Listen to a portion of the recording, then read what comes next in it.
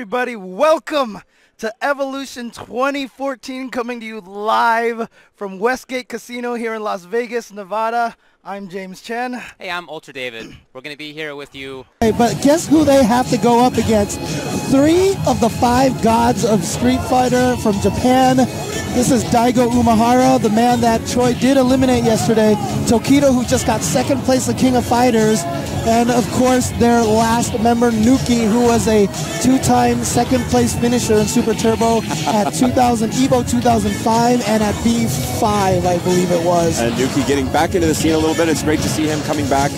Daigo, known for great Ryu play, is actually playing Boxer in this tournament. And I think, although all these players are obviously capable of wiping out anybody and blowing out a whole team individually, I think the secret star here is actually Nuki. His Chun-Li play has been incredible. Super, super on point, super technical, incredible reads. No training mode here, so we have to kill off the characters, so that's what's happening there. The best part is when you fight the SD computer, they kill you so fast when you try to fight them, but then when you like walk at them to try to get them to kill you, they take forever. Yeah, those sort of slow down, stop to make a sandwich. But yes. But because Nuki's never really stopped playing this game. You know, he hasn't picked up Street Fighter 4 or anything like that. So all of those old muscle memories are still there for him. And it looks like Watson's going to go first with his Balrog. And this is not a bad draw against Tokido, who will be playing the Claw, otherwise known as Balrog, otherwise known as Vega. Well, the names are switched here. Yes. Obviously, there we go. Team Japan going to go. And we're on a Japanese board here for Super Turbo. And watching Tokido's Vega play is where he first got the nickname Dirty Tokido, I think. And Balrog has to make some guesses here. That jump back jab is beautiful stuff. Great counter. Now Tokido tries to go for the roll on the ground, but it's not happening. And that's the other counter, is that fierce or sometimes strong headbutt. Put you far enough away to avoid. And this is most of Tokido's game, but it's so difficult to avoid this. Oh, he's catching him wrong just at the last minute. He's switching sides, causing Balrog's headbutt to go the wrong way. Mike's smartly sitting back, saying, even though he doesn't have the lead, he doesn't want to overextend himself. Vega can counter. He did a jab rush there because Vega can counter cleanly. Right. If you see the fierce rush that would reach him from there. And there's that clean counter. Opportunity. The reason why the low rush is so important is he can maintain his charge. Oh, here we go. Will he try and turtle it out? Tokido's going to go for it. Oh, and Tokido read that. He did an early stab specifically to beat the air-to-air, but couldn't get it. And Mike Watson playing some smart stuff. A real test of wills there between those two guys, staring each other down. And there you see Tokido doing a very early stab. Oh, big opportunity. Tokido failed to find the wall there. Wow, great read from Watson with the uppercut. And that's another crazy thing about that low rush. He has frame advantage after you block it, which is why he can do low lunges and stand fierce. And there Tokido got behind him. Balrog with the grab. I predict Watson will go for it again. No! Tokido throws him out of it. This is going to be it. Will the roll? Yes. Oh, yeah. Reversals are only 1 frame. That's definitely a worth it risk for Tokido. Moves have hundreds of active frames, it feels like, in this game compared to modern fighting games. So doing that roll as a meaty to go up against a 1-frame reversal, totally worth trying. And there we saw the early... Oh, he had an opportunity. He went too early. So that is the guessing game they're playing. If Tokido goes early, he can beat the jump away jab. Oh, no. But if Watson waits... Oh, and an early stab from Tokido, and he's going to take it. And Nuki is loving it, yeah. This is trouble now because, if I'm not mistaken, Choi is probably going to use Sagat, and Vi is going to use Ryu. Yes. And Vega does really, really well against Ryu. Yes. And really, really well against Sagat. And this is such a dirty strategy from Team Japan. It's they know that Tokido is perfectly capable of rolling through this whole team without even forcing the other guys to play. Earlier, they'd been starting, Daigo up first with Balrog, and he actually been taking some licks. He lost a few times to some Honda players, Chris Lee, and it was... So I think that a change in strategy, let's just throw up a really nasty claw and see how far we can go with that before we have to bring out the other guns here. Tokido, of course, fresh from his KOF. Yep, 2nd place. I know. Yeah. I know he wants some, some revenge for that. Yeah, because he really wanted to take that KOF. He was really sad about not winning that. So I'm sure this will be a nice consolation prize for him to be able to take 1st place in this tournament here, X-Mania. This is a very difficult fight for Ryu, and being in the corner is where... Oh no, that's an input error. Yep. Oh, and that's perfectly wrong time. He got away with it. No dizzy, but now very down in life. Oh, wow. He needs that space. That claw between that and stand forward is so hard for Ryu to get clean opportunities. Yeah, they stuff fireballs. Like the fireball won't even come out a lot of the times when you do that. Oh, that was an opportunity. Ooh. Can he create off this? Oh, he gets him again. Baye has brought it back. Oh, John Choi, the Korean Inferno.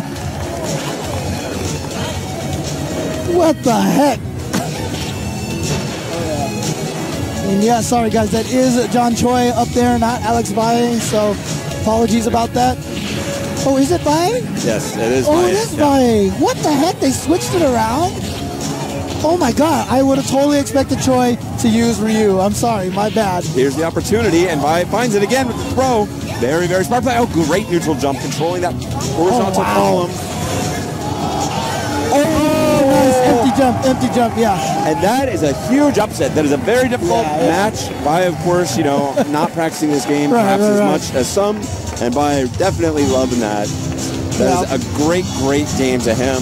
And he knows he sort of got away with it. He's like, I still got it. Yeah, apologies about that, because usually when I see Baye and Choi play against each other, Baye usually goes Ryu and Choi goes Old Sagat. Isn't that usually the case? Or? It is, yeah. I believe Choi will still be playing Old Sagat. Okay.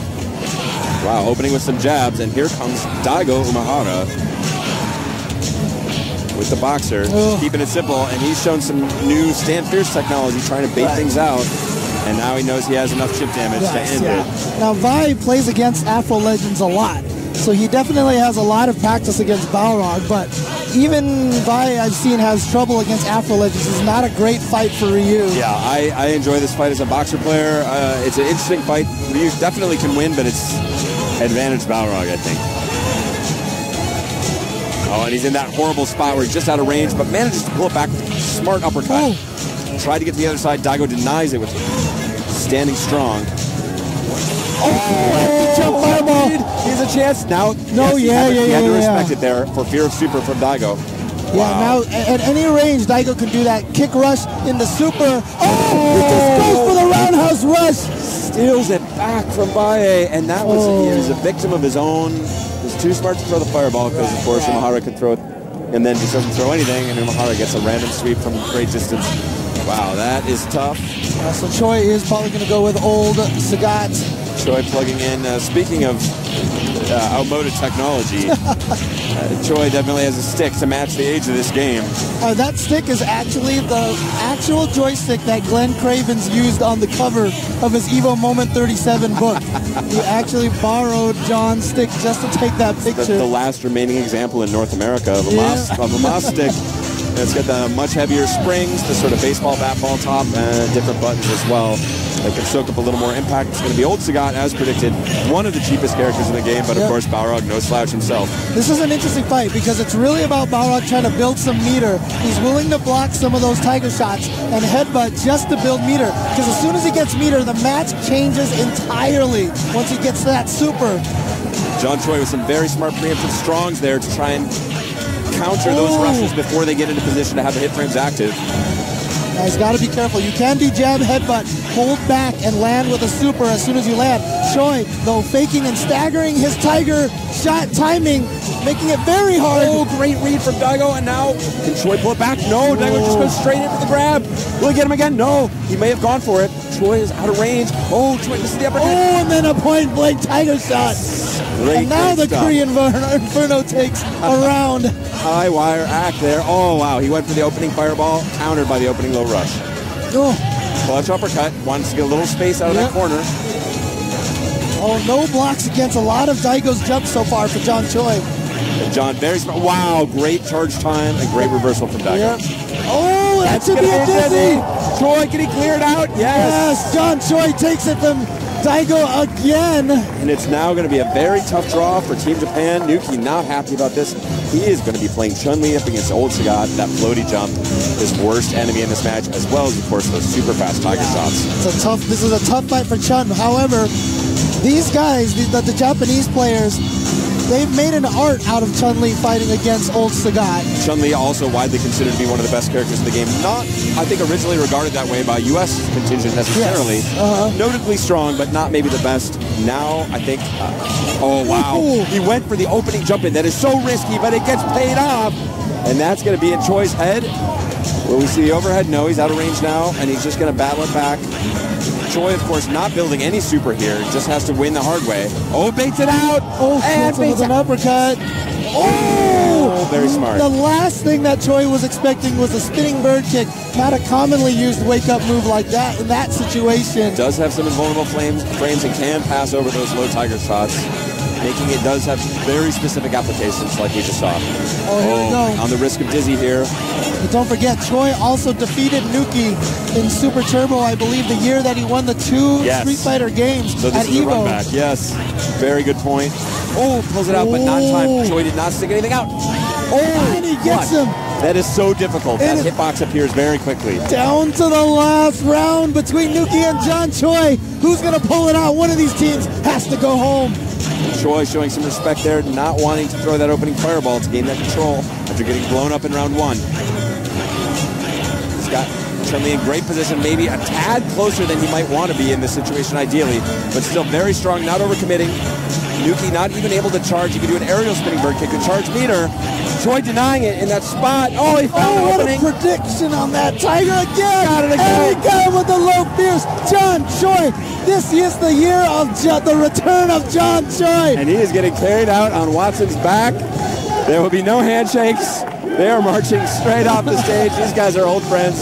John's going to turn around and show a little respect. But just like that, Team Japan, full of gods. They get a great matchup there at the end for Choi and closes it out with clutch play with the old Sagat. Great matches all around.